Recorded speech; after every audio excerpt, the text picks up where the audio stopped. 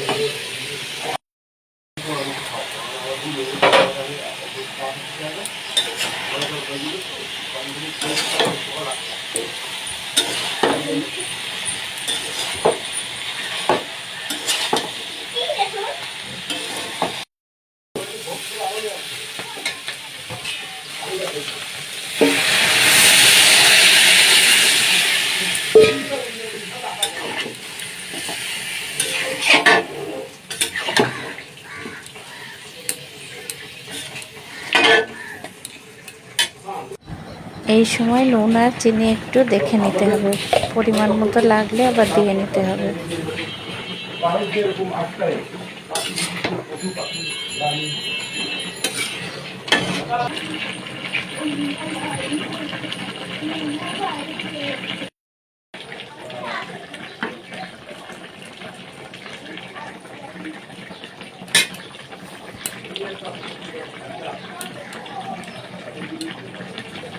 এঁচোড় সিদ্ধ হয়ে ঝোল ঘন হয়ে আসলে তার মধ্যে জিরে আর গরম মশলা ভেজে বেটে দিতে হবে আর ঘি দিতে হবে।